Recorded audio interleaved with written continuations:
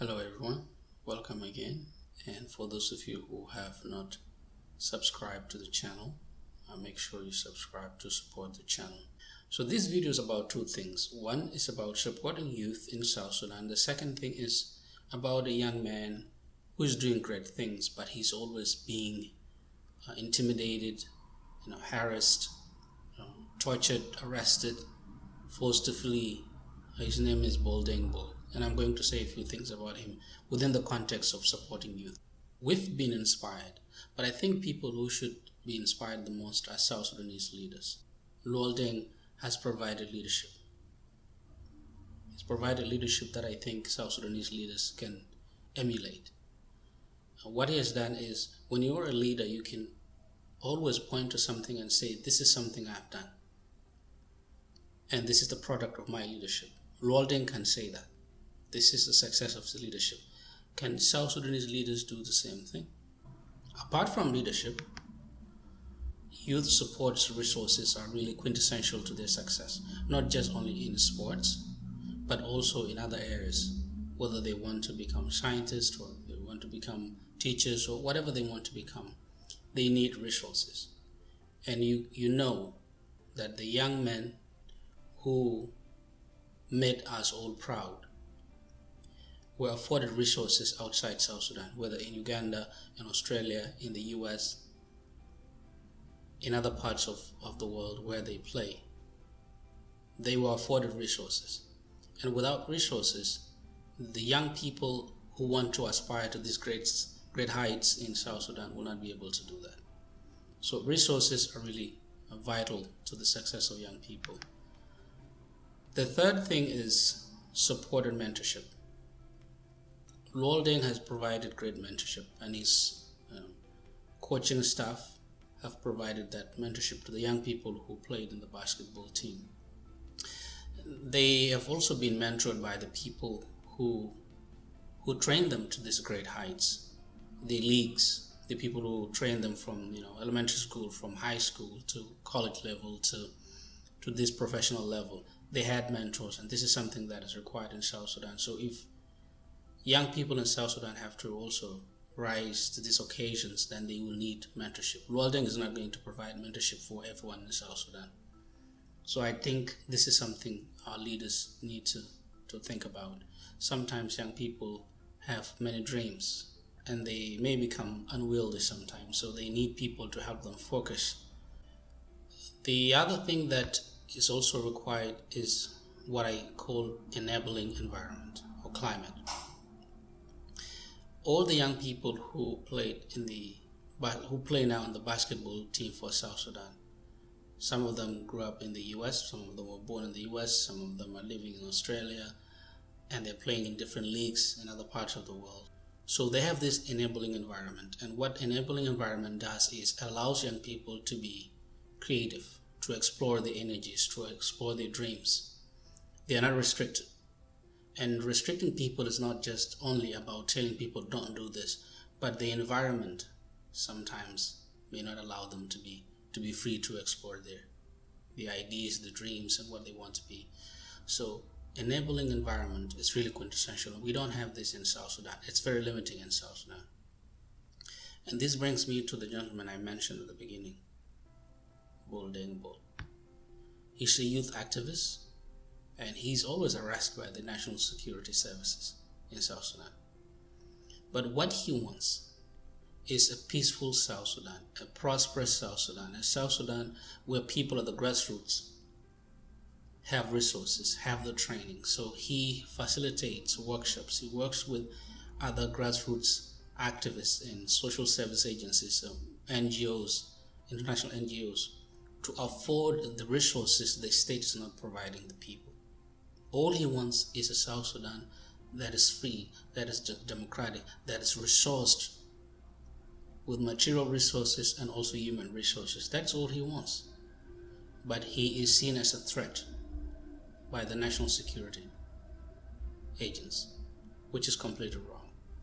What he's doing is what other South Sudanese should be inspired to do. And the kind of environment he wants to create in South Sudan is the kind of environment we want to to help young people to aspire to great heights, whether in sports or in academics. But now this environment is limiting. So we need South Sudanese leaders to be able to create that kind of environment. The head of the Union of Journalists in South Sudan, Oyet, recently complained about this, and he said all the things that are supposed to be published in newspapers in Juba are read by the national security agents, and anything they don't like is not published. And he said the only thing that are published are things that are praising the government or what the government is doing, and they are not allowed to talk about corruption. And if they're not allowed to talk about corruption, how is corruption going to be eliminated in South Sudan? So the kind of enabling environment is what we need for these young people to thrive. If you remove corruption, then there will be money for resources in South Sudan. The last thing I want to say is what John Garang had in mind before he died. That's one of the things he wanted to bring to South Sudan. And this is about community resource centers. He wanted these community resource centers to be built in all the counties. But I think what the South Sudanese leaders can do is to extend the resource centers to all the bombers. I know South Sudanese leaders will say that there are no resources, but if public funds are being embezzled and there's a lot of corruption, then we cannot say we don't have money. The money is being embezzled. The other thing is libraries and sports centers, being built closer to the people in bombers, not just in counties, not just in states, but in bombers. These are things this success of the basketball team is telling us. And South Sudanese leaders like Mr. Kwalmanyang cannot just go and watch the basketball team, become excited and praise them. President Kiir also is praising them. But what are you doing practically to help young people to aspire to great heights? As many of you know, the resources that are spent to make sure this basketball team succeeded to this height were not South Sudanese.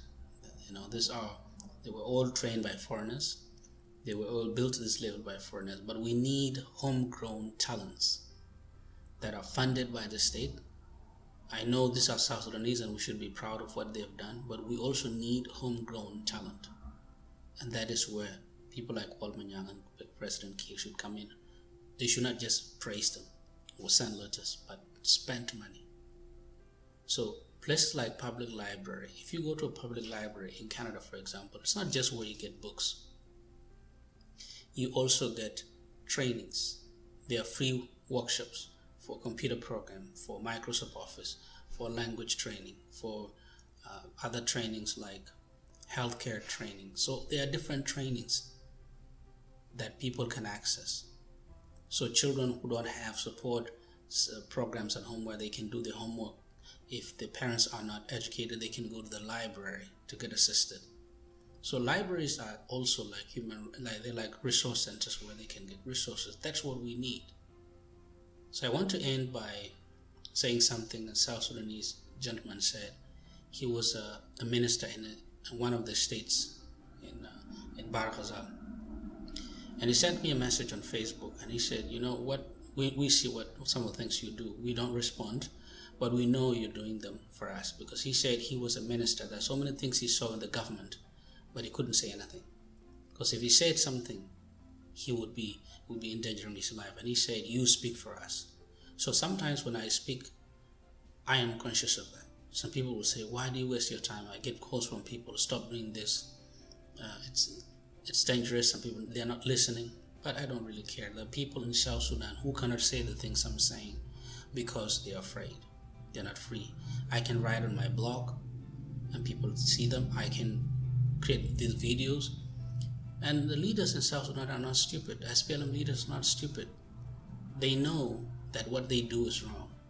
Arresting people, embezzling money, not spending money on the youth. They have to invest in youth. They know it's wrong.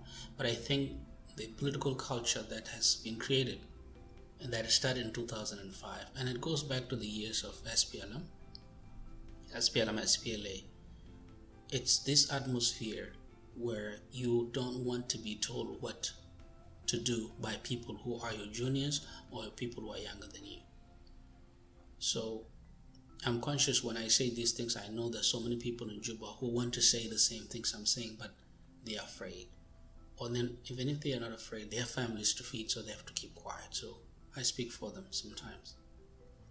So this is a challenge to South Sudanese leaders, not just to be proud of what they have done, but to use this to ensure that the other programs they create for these young people in South Sudan, not just this basketball. These people have been trained, they play in the leagues. Even Luol Deng has spent his own money also. So that's something we have to be conscious about. So thank you, and do not forget to subscribe to the channel.